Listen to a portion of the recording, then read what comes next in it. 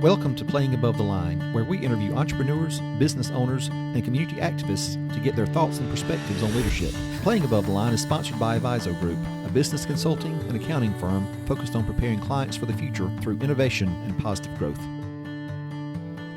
Welcome to Playing Above the Line. I'm Alan, your host, and I'm excited about today's episode. We have as a guest today Mr. Robin LeJeune, and he is a lot of things. He's the current mayor of Daphne. He's a past city councilman. He's an entrepreneur. He's owned Market by the Bay, wonderful restaurant for 15 years, and I'm excited about what we'll talk about with Mayor LeJeune. So welcome. Thanks for joining us. Thank you. Yeah, thanks, Alan. That's great. Let me start with this. We've had Sherry Sullivan on the show several weeks ago, and she's the mayor of Fairhope. And I've had several other councilmen and women on in the past. And so my first question is always this, and somewhat tongue-in-cheek, but I'm going to ask it anyway. Why in the world? It takes a special person to be a public servant, as you have been for many years. And I know it's rewarding, so I get that. But why? Because a lot of times it's thankless. You kind of get all the blame and maybe not a lot of the credit a lot of times. So what made you want to do what you're doing, which is serve years and years in the city council and then run for mayor? That's a great question. And it's fun to answer because it's two different things. Serving on city council is a totally different obligation and service to the community, and then serving as mayor is totally different than that. So starting back to get on the city council, it all came down to the business. We're running our business, our restaurant, and right before an election was happening, something came up with the sign ordinance and signs, and this is right after the oil spill, so this is 2012. So the oil spill was still fresh for a lot of restaurants, and our business being seafood. The code enforcement came to us where they had given us leeway on banners and signs during the oil spill. They came and put a hard line in the sand that said, nope, you can't do this anymore. And when you're working, you keep your head down, you're raising a family, you're not looking at city council or the government or anything going on. Yeah, you might watch the news and see national politics and get all angry about what's going on. But, when it comes down to it, you just have your head down, you work every day, you raise your family, and your kids are playing sports, and so that's your time. You're not thinking about until it affects you, until something taps you on the shoulder and you have to get up and go, well, what's going on now? This is starting to affect. And that's what it was. It was affecting the business. And my family and I, my parents and my brother got together and went up and down Highway 98 and got 92 signatures of managers and business owners, which is hard to do. Right. But we went, and that was a big thing, and took to the council and said, hey, we've got a problem here. This is going on. And they didn't do anything about it or seem to care to want to do anything about it. And I'm sure there were people that did. And so there was an opening in where we lived, because Daphne's is different than Fairhope's. Fairhope's is at large, where Daphne, you have to live in that district to represent that district on the city council. And so there was an opening.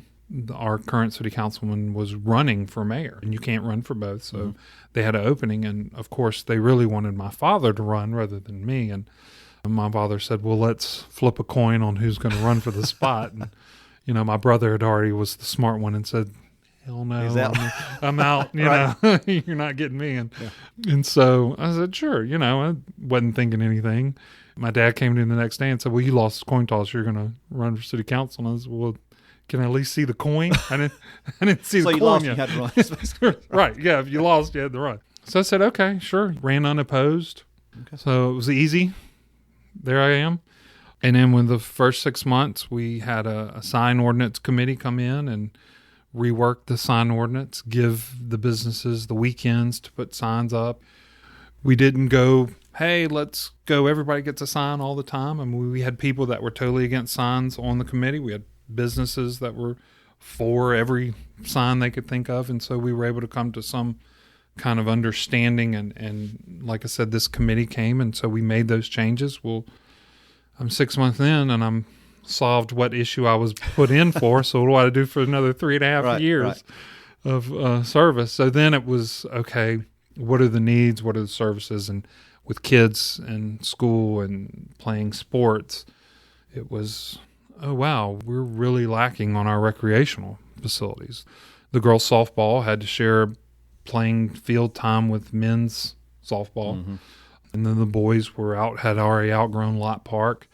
You only had 2 tennis courts in the city, and They weren't even regulation size. And you're the biggest city in Baldwin County, and you're acting like you're, one of the smallest. Yeah. So I started working with the council on that. We increased the lodging tax. We rearranged how the money was being spent on the lodging tax, and we're able to finance a brand new sports complex out off Park Drive, 5 softball fields, 5 baseball fields. We've now got Lot Park tennis facility, so we've got 10 tennis courts there, 6 pickleball courts, which is the fastest growing sport in the world.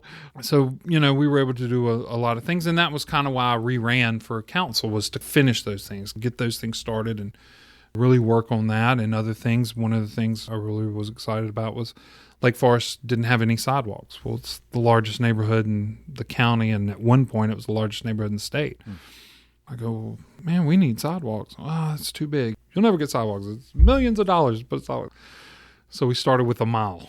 Yeah. We put 1 mile in, and then we put another mile in, and so we've slowly done that. Then, as we were building sidewalks, the rest of the council said, well, wait a minute, my district needs sidewalks. So now we have a plan where we spend $250,000 a year set aside just for sidewalks to go in the city. Our ordinance, our zoning and planning is any new residential, new business, whatever, well, they have to provide sidewalks on their property when they come in and build in the city. So we've really made a transition into walkability and those type of things. So like I said, the city council service was totally unique. I mean, I had the full-time job with the restaurant still. It was mainly Monday nights, so there wasn't a lot of other time I had to, there were phone calls and things like that, but actual physical time, it was mainly those Monday night meetings. So I was able to still continue to work and take care of the family and take the kids to softball and all that stuff. So it was really great. So come 2017, my brother had come to us and said, look, I am beat from the restaurant business. I really want to try something else. So I was able to buy him out in 2017 and was really looking forward to 2020 of being done my service, built these facilities, did good on the things I wanted to do, and ready to expand the business and kind of go from there. And 2018, around that time, I had a lot of people come and start asking, hey, would you consider running for mayor? We could use what you've done here. And then my strength in that was the management of running the 2 restaurants and my managerial skills and things like that. And so you had some city employees and just people in general come to me and ask, hey, would you consider this? And so we sat down with, my family and talked about it and said, look, if I do this, I'm doing this fully. If we have to sell the business or whatever, if my daughter didn't want to do it or that type of thing, we would do that, but I was going to do it fully. I'm fully, mayor. It's a full-time job. So that was really the big decision to move into, because the mayor's job is more management rather than the city council. Well, their city council is the purse strings and property. Problem solving, right. Well, whereas the mayor, we have 340 employees.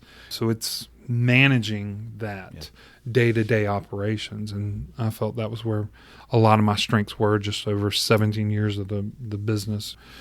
Well, it sounds like, as an entrepreneur and business owner, I mean, the city council position sounds a lot like a problem-solving proposition. And so either problems that you recognize, like the sign ordinance, or ones that are brought to you, you have to figure out a way to address those and whatnot, which is a lot of what you did, I'm sure, as a business owner. Right. And as mayor, it's a lot of problem solving, but it's on a micro scale, whereas the city council's on a larger scale. Yeah. The bigger projects, how do you come up with the money? You're the one that's in charge of the money of the city.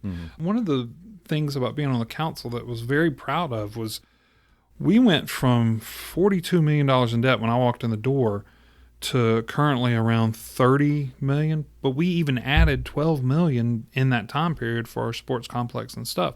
So we've been able to steadily pay down $24 million in debt over this 8-year period while expanding our sports recreation stuff. And now, of course, the big side of that is the growth that we've had helps pay for that.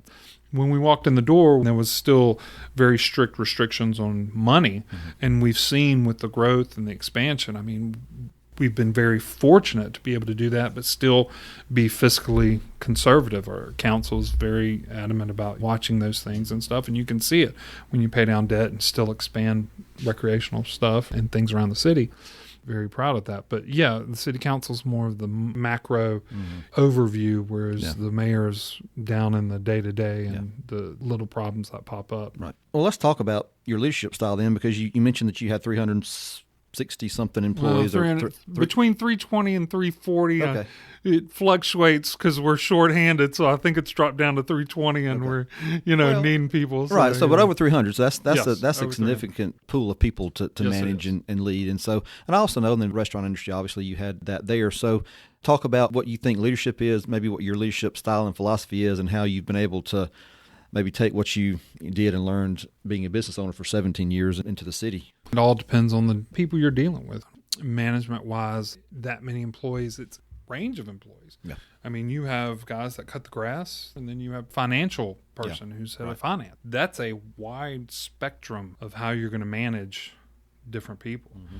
And from the restaurant standpoint, over those 17 years, any manager understands you start out as a micromanager, and you're scared to let anything go without your decision in it, and then you learn real quick you're either going to get divorced, have a heart attack, or lose the business altogether. So so then you have to kind of adjust, and you might swing the pendulum to where you're just wide open and letting people make decisions all over the place, and then you realize, oh my gosh, I'm going to lose the business and people are stealing left and right.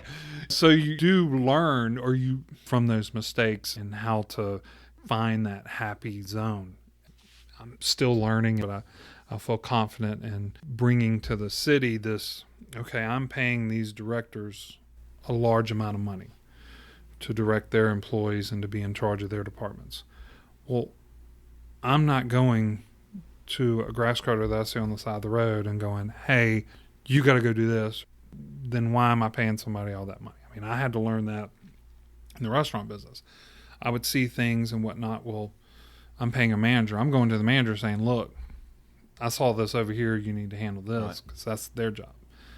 I learned micromanaging wasn't no good fit for me. And so going from, say, 30 to 40 employees to over 300 can be overwhelming. Well, I have somebody that's in charge of this group of employees. Let them do their job. That's what they're paid for.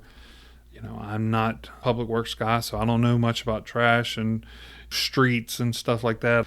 Building inspection. I'm not going to go into a building and know how to inspect a building. So the goal is having these great people in place that can do their job to where then I don't have to worry about it. And that's kind of the philosophy and the quality that I bring to that.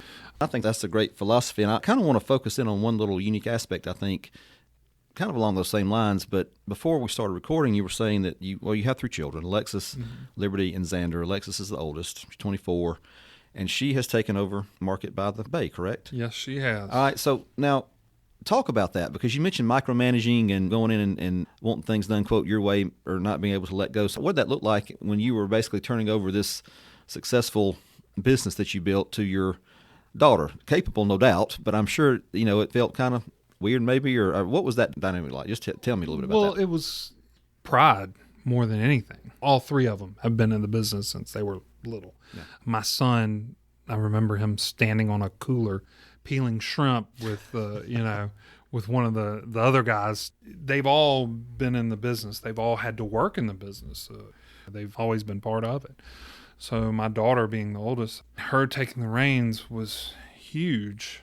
Very proud of her because she's such a strong woman, which she gets a lot from her mother, because her mother's very strong. I mean, her mother worked in the city of Fairhope jail for 4 to 5 years, so she's very, very strong. And so when we were in the transition, when I was running for mayor, she was already taking a lot of those roles on, because the time I was slowly stepping away, and we didn't know if I was going to win or not. But she was already taking those roles on because I was out knocking on doors and out running for mayor.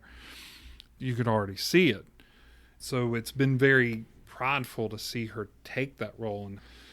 But still, the worst time for her to take over when there's shortage of employees and she's putting all this time and effort in. So that struggle I feel, and that's where it hurts, is me and my brother and my family, we built this foundation over 17 years, so we have a successful business. The goal was, before COVID and all that, was, okay, here you go, honey. Now you're smarter than me, so I expect you to expand it and grow it. I don't expect you to do day to day like I was doing. I expect you to take it and to just blossom and be, the leader of it. Mm-hmm. And unfortunately, with everything that's going on, she's had to kind of get stuck in that day to day because of the shortage of staff and that whole thing. So I hope that will lessen over time, and then she can really take it. And she's still finding out if this is what she really wants to do or not. And if it's not, like I said, I made the choice about the business when I decided to run for mayor. Mm-hmm. If it's not for her and we end up selling or doing whatever, I am perfectly content with that, even though, you go, man, 17 years. But, we made that decision when we decided to run for mayor. So we don't want to saddle her with anything that she doesn't want to do. And we're grateful right now that she's in it and battling hard. And, I couldn't be prouder. So That's great. That's great. So I know you guys have a lot going on with the city of Daphne. We talked before we started recording about all the wonderful things that you have in the works now. So you just want to highlight a couple of those for us and let folks know what's going on in Daphne? Sure. I love talking about all the stuff that's going on in Daphne. This summer, we've got our all-inclusive playground going in, which we've worked with the Kiwanis Club. They've donated money and time. So we're very excited about that, because the difference between just an ADA compliant playground is this all-inclusive playground is 6-foot wide platforms that go all the way up. So your able-bodied kids and your handicapped kids are playing together on the same platform. So they get to be part of togetherness, whereas your normal playground platforms are a little smaller, so you wouldn't be able to have a wheelchair and kids running by. So we're super excited about that. That's going at the entrance of our sports complex. Then right next to it, we'll have our first splash pad, which is long overdue. So that's coming this summer. We're super excited about that. We've built our new parking lot for public parking right next to City Hall downtown. We've got our tennis building for our tennis center is almost completed within the next couple of weeks. Pickleball, we're looking in the future for additional pickleball courts because it's huge there. We just hired our new tennis pro, so you'll see him out there in the next couple of weeks. The sports complex, you will see a turf t-ball field going out there with all the other fields, so we're super excited about that moving forward and trying to complete additional walking trails out there. We're working on our bayfront. We have plans that's already funded for a bayfront streetscape, pavers, on-street parking all the way down to the bay, and then future amphitheater down there at the bay with an extended pier. And then in the future, our goal is to have a boardwalk that goes from bayfront all the way to our Gator boardwalk along the bay there. So that's a huge goal. So we're definitely looking at a lot of different things. We want to put a park out on the east side of town where all the growth is. We want those people to feel, hey, you're part of Daphne. Yeah. You're not just the new growth in the outskirts. So we really want to push that. We've got our fire station number 5 that's on that side of town. That'll be opening up in the next couple of months. Okay. It's completed. We're just waiting on the fire truck. We've already hired the firemen for it out there. So now we're going to have fire right there next to those Jubilee Farms and Oldfield and Dunmore. So that new growth, we want to make sure they understand they're part of Daphne. It's not just downtown, and it's not just Lake Forest and, Timber Creek. Hey, you're part of Daphne, and so we're really excited about all the things that are going on. So, man, a lot of good stuff. That's great. Yeah. Thank you. So let's talk about influences and mentors. I always like to ask that question. Can you point to a person or two who has been an influencer or a mentor in your life, either on the restaurant side or the government side? Easy. My father, from a young age, he always taught us, you never know when the opportunity is going to come up, and you got to be able to take that opportunity. We moved around, but it was always, okay, if you're going to take that opportunity, make sure it's either a step above or a step in the right direction. So he went from working at Alabama Power to then Cajun Electric in Louisiana, and we moved to Baton Rouge. And then all of a sudden he's taking a job in Virginia, and then he goes on his own and has his own consulting firm where he trains people how to operate power plants. Well, always making those steps and then moving the family. We were the only family to kind of move away from Mobile and the Saraland, Chickasaw area. and move around, and then we come back home. But just having those experiences, living in Baton Rouge when I was a little, Virginia, the influence is there through high school and middle school. And they say they're in the South, but you go, not quite. Right. There's similarities, but when you have seasons, you go, I don't know if snowing out there is really part of the South, right. So that was a great influence there. But like I said, always seeing the opportunities. Do you have the courage to make it? Well, also, is it the right opportunity? I learned just from seeing that was, okay, I might take a job that might be a pay cut, but it might be the right direction. Right. You work retail when you're in high school, and then a little bit of college, you do retail and those type of things. And okay, well, how do I get out of the retail rut? Well, there's a customer service job for a car warranty type thing. Okay, I'll take that even though it's a pay cut. Well, it's out of retail. It's in a different range. So do that. And they said, okay, we'll put you in claims. Well, okay, now I'm in an office job. So now I've broken the retail thing, and now I'm in an office job. So where does that take me? I'm in the warranty place. I'm doing claims. Well, they have an opening in their IT department and said, hey, you're pretty smart. You want to come and do IT? Okay, sure. Great. Now I'm in IT.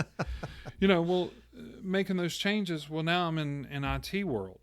Okay, go to Southeast College of Technology, get an IT degree, a 2-year technical degree. Well, that company's out of business, but still, I got the degree, and now I'm in IT, and now I'm working at Alabama Shipyard and Atlantic Marine doing IT. It's just making those steps. Yeah.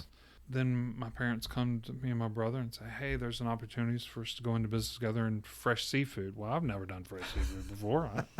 Okay, but it's an opportunity that says, okay, now I'm my own boss. Now we have our own business. Can I learn fresh seafood? Yes, I have the ability to go, I can do this. My parents, my brother, we have the support. Now the hard sell is to the wife. So I go, okay, honey, I'm going to take a pay cut. I'm going to smell. I'm going to work more hours. I'm not going to have weekends off. I'm going to, do all these things. And she's going, okay, where's the punchline? Where's the punchline? And I say, but hey, if you give me 5 years, we'll be better.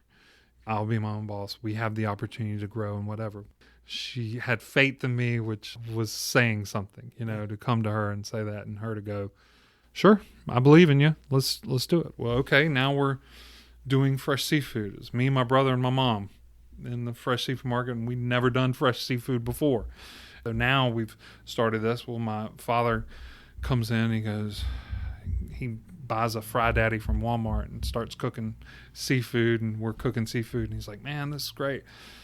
Let's do a restaurant too. So we enclose the patio and have 3 tables and a counter, and so now we start doing restaurant, which we've never done before. But we work hard, we quality and the whole thing. So now we're doing this for 17 years, and then all of a sudden somebody says, hey, what do you think about running for mayor? Well, okay. Sounds good. I think I can do that. So, you know. I mean, great sound advice from your dad, obviously, but I mean, has been borne out through that whole journey that you just took us through. So, and then the stability of my mother. Yeah. She's the financial rock. I'm not the best at following her lead, but she was the rock for the business. Hey, through the 2008 economy crash, we pay cash and pay with a check to everything. Nothing is put on terms or borrow or anything. So we knew exactly where we were any time of the day, and that was to her testament of making it successful. Their touch on life has been there. But then, you know, my wife, man, talk about strong. I mean, terrible childhood that she would only tell me a little bit about because horrible situation. But for her to be so strong to survive that and to move forward and always move forward. And she did not do the restaurant. She tried for a little bit, but the kids know that dad at the restaurant is different than dad at home. There's a difference. Yeah. And so the kids had to kind of learn that. Well, my wife said, no, I'm not going to deal with that. Right. I'm not dealing with husband at the restaurant and husband. No. Yeah. So, well, that is a different dynamic, dealing with family and those boundaries and whatnot. So, but hey, good for her for recognizing that she was out, you know. Oh yeah. So, no, it was pretty straightforward there. And then, but then to her testament, we know all the ferret police, and we give a free meal to the police and a free meal to Daphne Police. And so they would come in. And so we always had this great relationship. Well, one of them came in and said, well, there's an opening in the jail part-time. To my wife, would you consider that? And I'm going, no. And she's looking at me going, no, I think that might be fun. I'm going, no. She's a very strong woman. So my no went to the wayside pretty quick. And I said, all right, well, just be careful. And so she did that for 4 or 5 years. And her strength is really, and then of course her faith in me to let me make those choices to change and do that is, I wouldn't be here without that, for sure. Well, great support system, no doubt. And yes. So thank you for those words. I know that your mom and dad and Christine, your wife, would appreciate those. 2 more questions before we let you go. So when you're not being the mayor, when you're not, well, I know you're not in the restaurant business anymore, but when you're not, running the restaurant, what do you do to blow off steam? What do you like to do? What are some hobbies that get you out? Well, my father's got me playing pickleball. So, that's appropriate, yeah. Thoroughly enjoy pickleball and have always been a tennis player. Okay. From high school on and done leagues. The problem with some of the tennis is a lot of their leagues are on Monday nights. Well, that's city council night, so I kind of drifted away from that. But now my father's got me playing pickleball, and of course the family is number one. So all the sporting events and all those things with the kids, and now that 2 of them are out of school and into college or the business, now it's Xander, my son, is a soccer player, so we do Rangers in the fall, and then of course high school in the spring, and so that takes that time, so we still have that. And then my wife, we love the beach, but we're fairly busy, so it's harder to take those times, but we do like that. And luckily you live in one of the best places in the world, really. That's exactly to do all those things, because this part of the country, as you well know, and Daphne, obviously with the things that you've done there with the infrastructure on the sporting side, a great place to do all that stuff. It is. All right, so my last question is this, and I've asked this a lot, and I really like it, and I think Carrie does too. So if you go to, I don't know who has karaoke down here, whoever, but anyway, your local karaoke establishment in Daphne. I think Top of the Bay does karaoke. Okay, all right, so we're going to Top of the Bay. What is your go-to karaoke song, both that you would sing by yourself solo and then as a duet? Oh man, that's difficult because I'm not the big karaoke guy. I like watching, but the singing part of it, it's not a.